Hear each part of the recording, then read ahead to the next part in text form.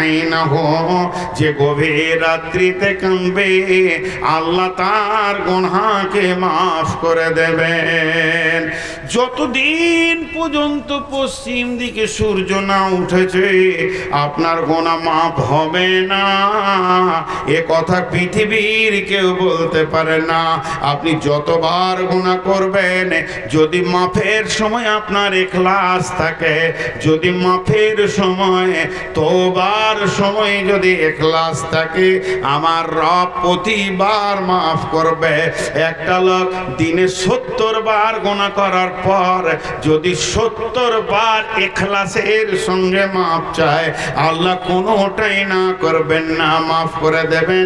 এরই নাম হচ্ছে রব। তিনি আমাদের রব, তিনি হলেন রব্বানা।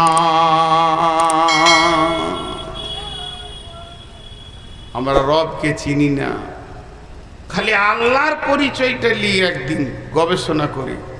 জি, আমার মসজিদে আল্লাহ আস্তাগফিরুল্লাহ, লা হাওলা ওয়ালা কুওয়াতা ইল্লা বিল্লাহ, আমার দ্বারাও ভুল হয়ে গেল কথাটা। আমার মসজিদ এই জন্য বলছি যে মসজিদটার দায়িত্ব আমাকে দিয়েছেন আল্লাহ, যে তুই গোলামি করবি যতদিন থাকবি। তো মুয়াজ্জিন আছে, তো 4 বছর না 5 বছর হলো ইসলাম কবুল করেছে। কলা বিভাগের ছাত্র, 8-এর ছাত্র, সারা জীবন মূর্তি বানিয়েছে, সারা জীবন মূর্তি বানিয়েছে। তো যখন প্রথম কালেমা পড়বে আমার কাছে খবর এলো, তো জিজ্ঞেস করছি যে কি হলো। ওর নামটা ছিল সনাতন, সনাতন, হ্যাঁ, নাম রাখা হয়েছে সুলাইমান। তো ওকে জিজ্ঞেস করা হলো যে তুমি মুসলমান হবে কেন? বলছে মৌলভী সাহেব একটা জিনিস বুঝে আসছে না আমার, যে আমি বানাইছি ওকে, তা ওর আল্লাহ আমি না ও আমার আল্লাহ? আমি যাকে বানাবো আমি তো তার আল্লাহ হব। এটা গোলমাল লাগছে। বেশ অনেক কিছু কথা বললো, এজন্য আমি ফিরে এসেছি। আল্লাহর ব্যাপারে আমাদের কোনো গবেষণা নাই। একটা নবী দীর্ঘদিন গবেষণা করেছেন, সে কে? হযরত ইব্রাহিম আলাইহিস সালাম। চাঁদকে আল্লাহ বলেছে, সূর্যকে আল্লাহ বলেছে। জি, তারপর আল্লাহকে পেয়েছেন। একে আল্লাহ বলছে, ওকে আল্লাহ বলছে, তারাকে আল্লাহ বলছে। জি, আল্লাহর ব্যাপারে গবেষণা করতে হবে। যদি একটা হচ্ছে বাই চান্স আর একটা হচ্ছে বাই চয়েস। বাই চান্স আর বাই চয়েস। বাই চান্স মানে আকস্মিক, হঠাৎ, আচমকা হয়ে গেছে। আর বাই চয়েস মানে গবেষণা করে হয়েছে। একটা ঘটনা ঘটেছিল, এই তাবলিগ জামাতের ঘটনা। মানে একটা জামাত এসেছিল ইংল্যান্ড থেকে। তো ওই জামাতে একজন আন্তর্জাতিক ব্যারিস্টার ছিলেন, আন্তর্জাতিক ব্যারিস্টার, বড় ধরনের উঁচু মানের মানুষ। কিন্তু ভদ্রলোক নন মুসলিম ছিলেন, খ্রিস্টান, দিয়ে কালেমা পড়েছে। কালেমা পড়ে দিল্লি এসছে, তো ওকে কলকাতা পাঠিয়ে দিয়েছে। আর রমজান মাস, ভোরবেলায় সাহারি খেয়ে রোজা রাখছে, এই নতুন নতুন রোজা। আর শিক্ষিত মানুষ, বেশ সুন্দরী আছে। বিকালে গাছতে বের হয়েছে, তো মহল্লায় যখন গিয়েছে তখন দেখছে মুসলিম ছেলেরা তাস খেলছে, চাও খেয়েছে, চপও খেয়েছে। ওইটা দেখে এসে ও গালে হাত দিয়ে বসে আছে মসজিদে। তো কেউ সাহস করে কাছে যেছে না, আপার শিক্ষিত মানুষ তো ধোঁকায় পড়ে গেছে। শেষকালে গিয়ে না পেরে ইমাম সাহেবকে জিজ্ঞাসা করছে, ইমাম সাহেব একটা কথা জানছিলাম, যে যারা নতুন মুসলমান হবে তারাই কি রোজাতে পানি পর্যন্ত খেতে পাবে না, আর যারা জন্মগত এরা চা চপ খেতে পাবে? এরকম সিস্টেম আছে? তো বলছে না, সবারই জন্য এক। তখন উনি এই কথাটা বলেছিলেন, এরা গবেষণা করে মুসলমান হয়নি, বাই চান্স হয়ে গেছে, বাপ ছিল বেটা হয়ে গেছে। যদি আমার মতো চয়েস করে মুসলমান হতে হতো, গবেষণা করে আল্লাহকে পেতে হতো, যেমন সাহাবীরা গবেষণা করে আল্লাহকে পেয়েছেন, ছুরি চলে গেছে গলাতে, তারপরেও আল্লাহকে ভুলাতে পারা যায়নি। অতএব বন্ধুরে, আল্লাহর ব্যাপারে যতক্ষণ আপনি গবেষণা না করবেন ততক্ষণ ওই জায়গায় পৌঁছাতে পারবেন না যে জায়গায় আমার রব রয়েছেন, কোন মানের তিনি আমাদের মাবুদ। জি, এরপরে চলেন, আল্লাহ তাবারাক ওয়া তাআলা বলছেন, শোন গোলাম, আমি শুধু মেহেরবান নয়, আমি কি ফাদকুরুনি আযকুরুকুম ওয়াশকুরুলি ওয়ালা তাকফুরুন। যে একটা বলতে গিয়ে আমি ছুটে গেছি, এটা পরে বলছি। আমার রবের অফিসটা গভীর রাতে খোলা থাকে, তাই আমার রব তার গোলামদেরকে অফিসে ডাকছে কখন? তাতাজাফা জুনুবুহুম আনিল মাজাজি ইয়াদউনা রাব্বাহুম খাওফান ওয়া তামাআ ওয়া মিম্মা রাযাকনাহুম ইউনফিকুন। গভীর রাত্রিতে উঠো, শীতে 2 রাকাত আপনার শীতে উজু করো, 2 রাকাত নফল নামাজ পড়ো, রবের দরবারে ভিখারির মতো হাত ফেলে দাও। তোমার রব তোমাকে গভীর রাতে দেওয়ার জন্য রেডি আছে। পৃথিবী ঘুমিয়ে গেছে, কিন্তু জেনে নাও তোমার রব ঘুমায়নি। তোমার রব ঘুমায়নি। চাও গোলাম, ফেরেশতারা সারাদিন লিখছে গুনাহ, লিখি যেছে লিখি, ক্লান্ত হয়ে গেল, খালি লিখছে। কলম লিখে খাতা ভরে দিলে খালি একবার রাতে বলবেন রব্বানা ফাগফির লানা যুনুবানা। তার মানে ভাবিয়েন না যে বেনামাজি হালাতে আর মুশরিক হালাতে ডাকবো, হবে না। বেনামাজিরা যদি মনে করেন তওবা করব, তওবা হয়ে যাবে, কিন্তু আর নামাজ ছাড়া যাবে না। আর মুশরিকদের কোনো দোয়া কবুল নেই, আল্লাহ ছাড়া অন্যকে ডাকলে কোনো দোয়া কবুল নেই মুশরিকদের। কিন্তু বন্ধুরা আমার, এবার আপনি যখন কাঁদবেন, একজন মুফাসসির কি বলছেন? মূর্খদের জন্য বলছেন, যারা দোয়া জানে না, এরা মনে মনে ভাববে আলেম ওলামাদের বড় বড় দোয়া জানে, তারা গভীর রাত্রিতে আল্লাহর কাছে দামি দামি দোয়া পড়ে চেয়ে নেয়। আমি তো মূর্খ, কিছুই জানি না, তাহলে কি আমি আল্লাহর কাছে কিছু পাবো না? তিনার ব্যাপারে বড় বড় মুফাসসিররা বলছে, তোমাকে চাইতে হবে না। বাচ্চা ছেলে যখন কথা বলতে পারে না, তখন মায়ের কাছে অনেক চাওয়া পাওয়া থাকে, কিন্তু তার একটাই কাজ, শুধু সে কেঁদে দেবে আর তার ডিউটি শেষ হয়ে যাবে। ও যখন কেঁদে দেবে, মা খুঁজে বের করে নেবে বাচ্চা আমার কেন কাঁদছে। ওকে পিঁপড়েতে কেটেছে, ওকে ঘুম এসেছে, ওকে কপালে ব্যথা, ওকে পেটে ব্যথা, ওকে ঘুম আসছে, ওকে ক্ষুধা লেগেছে, ওকে পিয়াস লেগেছে। যেমন তেন করে মা ওর চোখের পানি আর কান্নার আওয়াজ বন্ধ করবে। এটা মায়ের ডিউটি পড়ে যাবে। বাচ্চার একটা ডিউটি খালি কেঁদে দেওয়া। হে পৃথিবীতে যারা মানুষ রয়েছে, আল্লাহকে ভয় করো। তোমরা যদি দোয়া মুখস্থ না করতে পারো, তাহলে কি করবে শুনে নাও। গভীর রাত্রিতে উঠে একবার রব্বানা বলে ঢুকরে কেঁদে দাও। তোমার কোথা ব্যথা আছে, মামলায় ফেসে গেছো, ঋণ হয়ে গেছে, কঠিন রোগ হয়ে গেছে, এটা ডিউটি আল্লাহর, তোমার চোখের পানিকে বন্ধ করার। তোমার কাবিরা গুনাহ হয়ে গেছে, কঠিন গুনাহ হয়ে গেছে, সেটা কি করে রিপেয়ার করতে হবে তোমার রব জানে। তোমার একটাই ডিউটি, খালি টুকরে আল্লাহর কাছে কেঁদে দেওয়া। যে কানতে শিখলো সে আল্লাহর ভান্ডারকে লুটে নিল। আল্লাহর ঘরের চাবি খালি একটাই, চোখের পানি। তুই খালি কেঁদে দে, লুটে নিবি, তোর জন্য আল্লাহ দরজা খুলে দিবে। আর অহংকারীকে আল্লাহ দেখতে পারে না, তাকাব্বুর ওয়ালাকে আল্লাহ দেখতে পারে না, রিয়া করনে ওয়ালাকে আল্লাহ দেখতে পারে না। আল্লাহর কিছুগুলো গুণ আল্লাহ বলে দিয়েছেন, কেমন দেখবেন? ওয়াল কাযিবিনাল গায়দা ওয়াল আফিনা আনিন নাস ওয়াল্লাহু ইউহিব্বুল মুহসিনিন। যে রাগকে পান করলো, মানুষকে মাফ করলো, আমার রব তাকে ইহসান করবে, তাকে মহব্বত করবি। আবার আল্লাহ বলছেন, তুমি কি আমাকে কাছে পেতে চাও, যে তোমার আমি কাছে হব, তুমি আমার কাছে হবে? তাহলে এক কাজ করো, সাজদা বাড়াও। কারণ তুমি সারাদিনে 17 দুগুণে 34টা ওয়াক্তে তুমি 34টা সাজদা করো, আর 34 দুগুণে 68টা সাজদা করো। এবার সাজদা বাড়াও। তুমি সুন্নতে নফল, তুমি ফরজটা পরে ছেড়ে দিও না, সুন্নত পড়ো, নফল পড়ো, চাষ পড়ো, আবিন পড়ো। যত তুমি সাজদা বাড়াবে তত তুমি আমাকে কাছে পাবে। আল্লাহ কোরআনে সূরা ইকরার মধ্যে বলেছেন, ওয়াসজুদু ওয়াকতারিব, সাজদা করবি তো আমাকে কাছে পেয়ে যাবি। আবার আল্লাহ সূরা বাকারায় বলছেন, সঙ্গে রাখবি কি আমাকে বল, সব সময় তোর আমি ডানে বামে থাকবো। ইন্নাল্লাহা মা'আস সাবিরিন, আমি আল্লাহ ধৈর্যশীলদের সঙ্গে রয়েছি। এইভাবে আমার আল্লাহ বলছেন, আমার মহব্বত তুই নিবি কি বল, তোকে আমি ভালোবাসবো।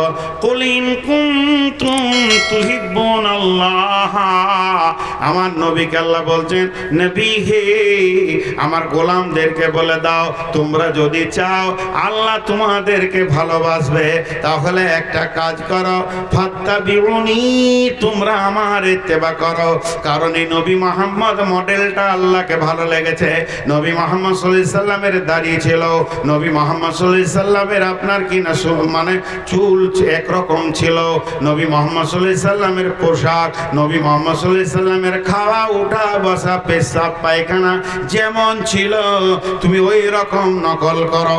যখন ওই রকম নকল করবে তা আল্লাহর প্রেম তোমার দিকে দৌড়ে আসবে। আল্লাহ তাবারক ওয়া তাআলা নিজেকে দেওয়া এবং চা পাওয়ার অনেকগুলি আয়াত ব্যবহার করেছে। তাই আমার আল্লাহ বলছেন, ফাদকুরুনি আযকুরুকুম ওয়াশকুরুলি ওয়ালা তাকফুরুন। এখানে 4টা কথা বলছেন, আমাকে স্মরণ করো গোলাম রে, তুমি আমাকে যতবার স্মরণ করবে আমি তত 10 গুণ দিয়ে তোমাকে স্মরণ করব। তুমি একবার বলবে আল্লাহ, আমি 10 বার বলবো লব্বাইক বান্দা, লব্বাইক বান্দা, লব্বাইক বান্দা। তোমাকে একবার বলতে যে সময় লাগবে আমাকে 10 বার বলতে অত সময় লাগবে না। তুমি যদি আমার দিকে হেঁটে এসো তো আমি দৌড়ে যাব। ফাদকুরুনি আযকুরুকুম ওয়াশকুরুলি, তোমাকে যেমন রেখেছি, গরিব করেছি, ল্যাংড়া করেছি, খোঁড়া করেছি, কানা করেছি, তোমাকে ভিখারি বানিয়েছি, এর ওপরেই তুমি শুকর করো। ওয়ালা তাকফুরুন, খবরদার আমার বিরুদ্ধে তুমি মুখ খুলিও না। কত কথা আর আল্লাহর জন্য বলবো। শুধু একটা বিষয়ের ওপর আমি তখন থেকে কথা বলছি, সেটা হচ্ছে যে আল্লাহ, আল্লাহর পরিচয়, আল্লাহকে আল্লাহর মতো করেছে না, আল্লাহকে আল্লাহর মতো করেছে না। ওমা কাদারুল্লাহ হাক্কা কাদরিহি ওয়াল আরদু জামিয়ান কবজাতুহু ইয়াওমাল কিয়ামাতি ওয়াস সামাওয়াতু মাতবিয়াতুন বিয়ামিনিহি সুবহানাহু ওয়া তাআলা আম্মা ইউশরিকুন। একটা মহিলা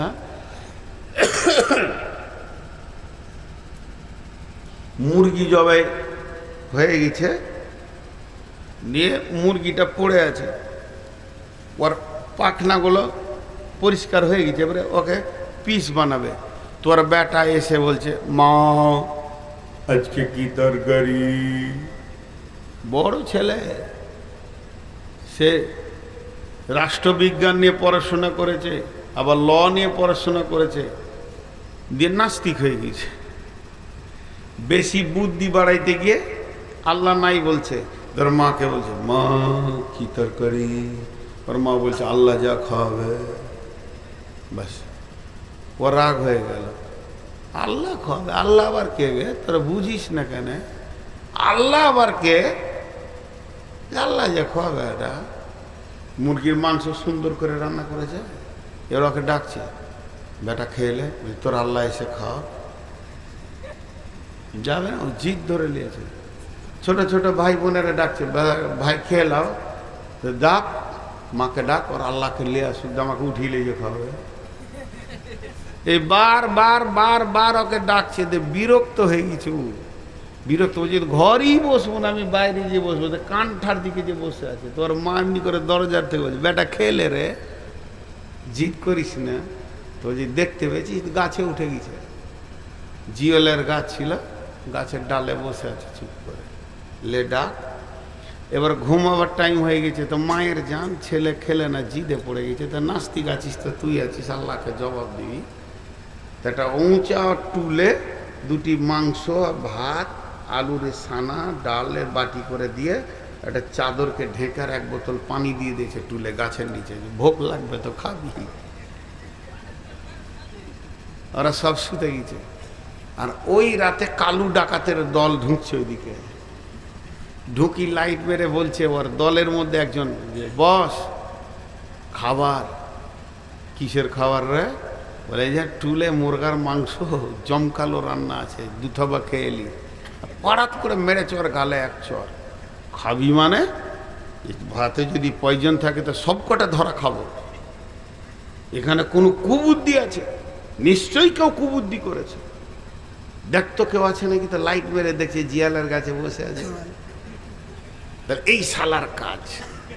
উঠেছে, পিস্তলটা আর কানের কাছে ধরে বলছে, নাম শালা, তুমি শালা বিষ মিশিয়েছ, তুমি খাও, আর নাহলে গুলিয়ে মেরে দিব। জানের ভয়ে খেয়েছে। ঘরে এসে জমা, তোর আল্লাহ কত শক্ত গে, কেউ যদি না খাই তোকে পিস্তল দিয়ে খোয়ায়। বলছে এতক্ষণে তোর বুঝে এলো? লাত না খেলে নাস্তিকদের বুঝে আসে না আর কি। এই যে আসাদ নূর, ও নাস্তিক লয়, খবরদার নাস্তিক বলবেন না। ও একজন পাক্কা বেঈমান, ইসলামের শত্রু। নাস্তিক যদি হতো তাহলে মূর্তির বিরুদ্ধেও বলতো। নাস্তিক হলে ও জানে যে মূর্তির বিরুদ্ধে বললে 5 লাখ দিয়ে বের করে দেবে ভারত থেকে। হ্যাঁ, ওদিক দিয়ে ঠিক আছে, তাল ঠিক আছে, যাতে মাতাল হলো। তো নাস্তিক লয়। অতএব ভাই, আল্লাহ যে কি জিনিস আমরা চিনি না, আমরা বুঝি না আল্লাহর ব্যাপারে। আল্লাহ বলছেন, ওয়াশকুরুলি ওয়ালা তাকফুরুন। পৃথিবীতে আমি বিভিন্ন শ্রেণীর বানাবো, কাউকে গরিব, কাউকে মালদার, কাউকে বেতিম, কাউকে মিসকিন, কাউকে ল্যাংড়া, কাউকে কানা, কাউকে খোঁড়া। এটা আমি আল্লাহ নিয়ন্ত্রক। ওকে কেমন করলে ও ঠিক থাকবে এটা আমি জানি। এর জন্য খবরদার আমার বিরুদ্ধে মুখ খুলবি না। যেমন রেখেছি ওই রকম থাক। এ ব্যাপারেও আমি আপনাদেরকে একটা ঘটনা শুনিয়েছি অনেকবার। আমি তখন বক্তা ছিলাম না, কেবল ফারেক হয়ে মাদ্রাসায় শিক্ষকতা করতাম। তো আনন্দবাজার পত্রিকা নিতাম প্রতিদিন।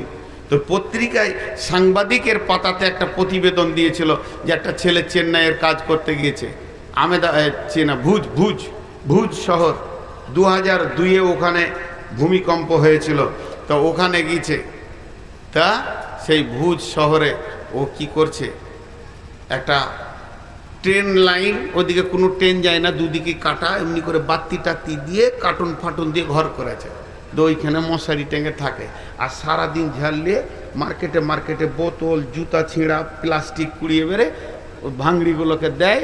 100-200 টাকা হয়, মাসে 1-2 ঘর আসে, 2,500-2,000 হয়। সেই যুগে আমাদের বেতনই ছিল 600 টাকা 700 টাকা, সেই যুগের কথা বলছি। এই 1,500-2,000 নিয়ে বাড়ি আসে, এই জীবন। তো ও বলছে মুসলমান, তো নিজে পত্রিকায় দিয়েছে যে আমি ওই ঘরে যখন শুতাম তখন 10 তলা 15 তলা বিল্ডিং দেখতাম, আর এসি বিল্ডিং, আর মনে মনে বলতাম, মাবুদ আমি তোর গোলাম, কি গুনাহ করেছি যে আমাকে রেল লাইনের ধারে এখানে কেউ আসে না, পেশাব পায়খানার গন্ধর ভিতরে থাকতে হয়, সারাদিন নোংরা কুড়িয়ে তার ভিতরে আমার রুজি রুটি। আর এরা তোর কি এমন দামি কাজ করেছে, এসি গাড়িতে চাপছে, এসি ঘরে থাকছে, আবার প্রতিদিন ছেলে মেয়ে বিবি নিয়ে রয়েছে, আর আমি মাসে একবার দুবার যেছে, আল্লাহ আমি কি এমন অন্যায় করেছি? এটা আমার মনে মনে হতো। যেদিন গভীর রাত্রিতে 1:30টার সময় ভূমিকম্প শুরু হলো, হাঁটাফাটা করে ওই ঘরগুলো যখন ভেঙে পড়ছে, তখন আমি সাজদায় পড়ে বলছি, মাবুদ রে তুমি কত ভালো, ভাগ্য জানা আমাকে 5তলা বিল্ডিং দাওনি, তাহলে ওই রকম আমি লাশ ভেঙে যেতাম। এর জন্য আমার আল্লাহ বলছেন, ওয়াশকুরুলি ওয়ালা তাকফুরুন, তোকে যেমন রেখেছি ওই রকম থাকবে, খবরদার আমার বিরুদ্ধে কুফরি করবি না। একটা ছোট্ট কথা বলছি, আমরা আল্লাহর কাছে চাইছি, ধরেন এখন চাবো, হাত তুলে দোয়া বেদাত, তা হাত নামিয়ে বলবো জান্নাত তো বেশি দামি, দুনিয়া তো তার থেকে কোনো মূল্য নাই। এখন আল্লাহকে বলবো, আল্লাহ আমাদের যতগুলো এখানে শ্রোতা বসে আছি প্রত্যেককে তুমি 10 লাখ করে টাকা দাও, ঘরে গিয়ে যেন গুনতে পারি বালিশের নিচে থাকে। আর আল্লাহ কোরআনে বলেছেন, উদউনি আস্তাজিব লাকুম, তাহলে যদি আমাদেরকে টাকা দেয় তাহলে আরেকটা সত্য, আর যদি টাকা না দেয় এবার কি বলবেন? কোরআন আছে উদউনি আস্তাজিব লাকুম। আর আল্লাহ একটা জিনিসকে ঘৃণা করে, শিরক করা। কারো দরজায় যাবি না, গাছের কাছে যাস না, মূর্তির কাছে যাস না, পাথরের কাছে যাস না, আর কারো কাছে যাস না, আমার কাছে আয়। তাহলে আল্লাহর কাছে চাইলে খুশি হয়, অন্যজনের কাছে না চাইলে খুশি হয়। আর আল্লাহর কাছে না চাইলে রাগ করে, অন্যজনের কাছে চাইলে রাগ করে। তো সেই মাবুদ পরিষ্কার বলছে, উদউনি আস্তাজিব লাকুম। এখন আমরা সবাই চাবো, বেশি নয় 10 লাখ করে টাকা। আল্লাহ তো অভাব নেই, কিন্তু হবে না। কেন বলেন তো? কেন বলেন? ঈমান ও ইহতিসাবা, ইহতিসাবা মানা ইখতিলাস। এই জন্য কুলহু সূরাটার নাম হলো ইখলাস। আল্লাহকে চাওয়া, আল্লাহর কাছ থেকে চাওয়ার ব্যাপারে যতটা দীর্ঘ মননের ইখলাস থাকা দরকার, অতটা আমাদের ইখলাস থাকবে না। কারণ এখন আমি বলছি, আল্লাহ তুমি আমাকে 10 লাখ টাকা দাও, তখন আমার মন বলবে দিতেও পারে না পারে, দিবে মনে হয়, বলছি ঠিক ইখলাসের সঙ্গে। এতগুলো ভুল আমাদেরকে এনে দেবে। কিন্তু সাহাবীরা চেয়েছেন পেয়েছেন, চেয়েছেন পেয়েছেন। কেন? ওদের ভিতরে দোদল্য ছিল না, দিবি দেবে। তো আল্লাহর কাছে চাওয়ার মতো চাইলে আল্লাহ পৃথিবীর কাউকে ফিরিয়ে দেন না। একটা প্রশ্ন রাখা আছে, হাজি ভাই, ভারতবর্ষে আমরা যে বাস করছি, রাসূলুল্লাহ সাল্লাল্লাহু আলাইহি ওয়াসাল্লামের জীবনটা 2 ভাগ করে দেওয়া হয়েছে, মক্কা আর মদিনা। মক্কায় যতদিন ছিলেন, এই যে আমি হজে বা উমরাতে লোক নিয়ে যাই, ট্রাভেলস করেছি, তো ওখানে ইতিহাসগুলো আমি বলি। মক্কায় যতদিন ছিলেন ততদিন ইসলাম গোপনে প্রচার হয়েছে, আর মদিনা জীবনে প্রকাশ্য প্রচার শুরু হয়েছে। যতগুলি জিহাদ মদিনা থেকে হয়েছে। জি, এই জিনিসগুলো জানতে গেলে ভালো ভালো ট্রাভেলসে যেতে হবে। অনেকে দালালের সঙ্গে চলে গিয়ে জিন্দেগি বরবাদ করছে, আবার অনেকে সুবহানাল্লাহ বিহামদি আর বলবো না, জিপ হয়তো কেটে নেবে, বিভিন্ন বিজনেস ছেড়ে দিয়ে বিজনেসে নামছে।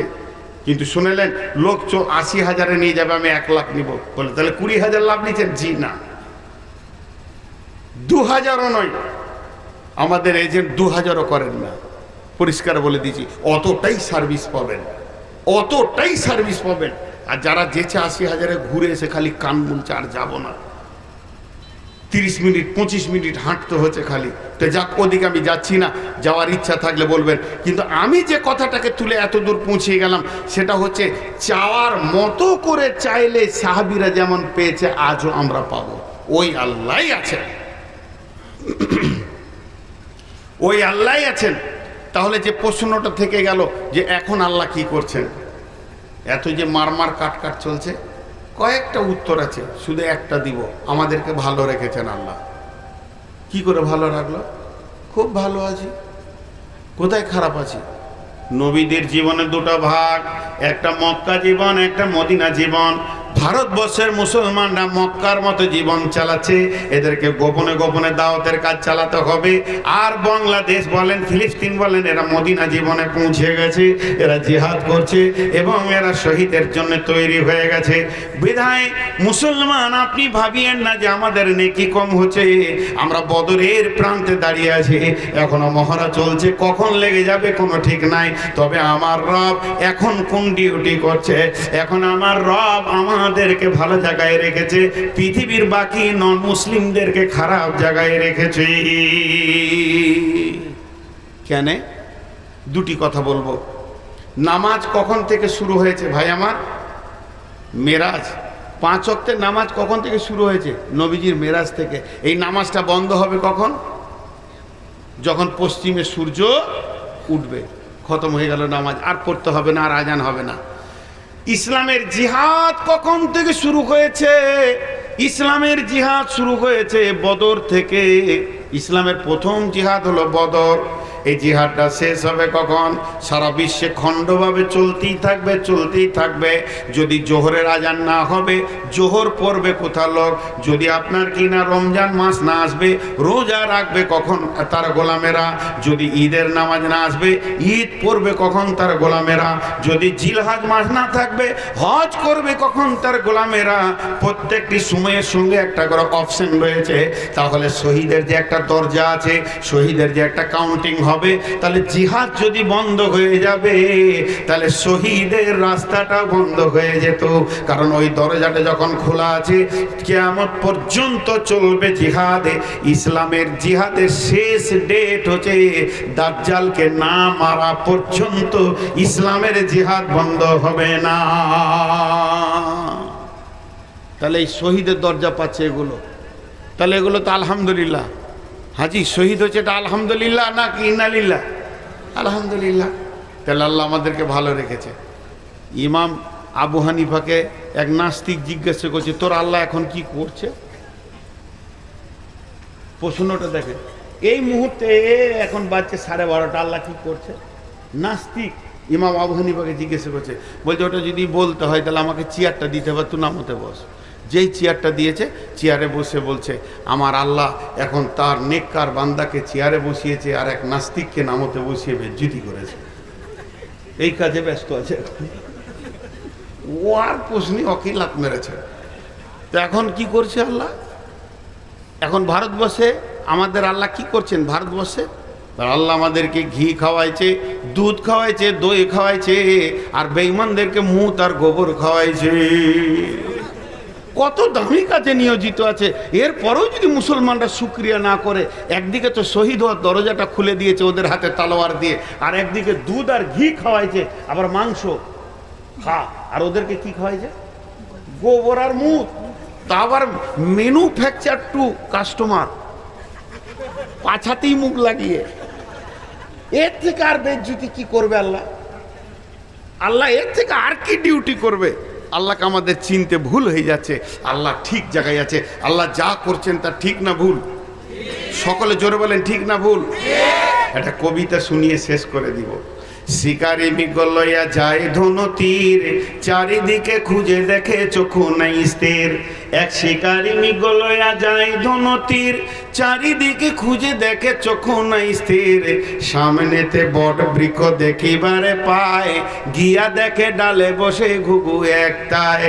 অমনিসে ঘুঘুটিকে করিল নিশান, ছাড়ি তীর মারে ঘুঘু এই তার ধ্যান।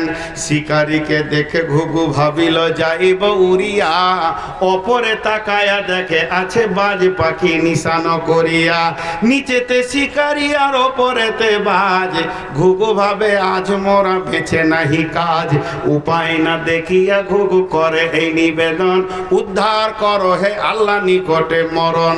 আপনার বিধা মতো আল্লাহ তখন শিবন্য ঘুঘুটিকে করিল শরণ। বিশ্বধর সর্প এক বট বৃক্ষ ধারে, আশা লয়া ছিল চিতা বহু কাল ধরে।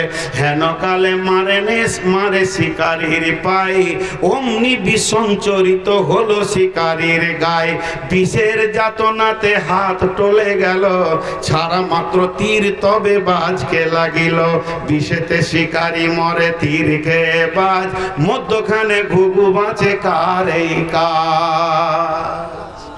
এ কারিশমা কে করতে পারে? আল্লাহ পারে।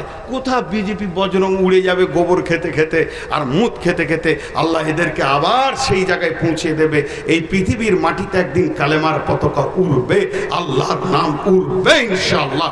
কেউ কিছু করে নিতে পারবে না। মুসলমানদের এখন প্রথম ডিউটি হচ্ছে আল্লাহর পায়ে লুটিয়ে পড়ে আল্লাহকে রাজি করা। সমাপ্ত।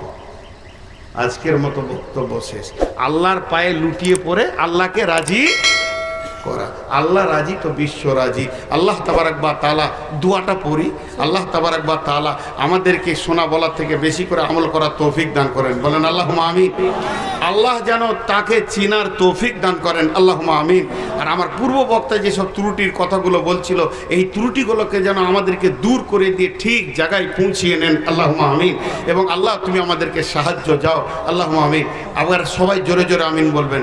ফিলিস্তিনের জন্য একটু দোয়া করলে সবাই জোরে জোরে। আল্লাহুম্মা গফির লানা ওয়া লিল মুমিনিনা ওয়াল মুমিনাত ওয়াল মুসলিমিনা ওয়াল মুসলিমাত ওয়া আল্লিফ বাইনা কুলুবিহিম ওয়াসলিহ যাতা বাইনিহিম ওয়ানসুরহুম আলা দুব্বিকা ওয়া দুব্বিহিম। আল্লাহুম্মা লানিল কাফারাতাল্লাযিনা সুদ্দুনা আন সাবিলিক ওয়া ইউকাযযিবুনা রাসূলাক ওয়া ইউকাতিলুনা আউলিয়াক।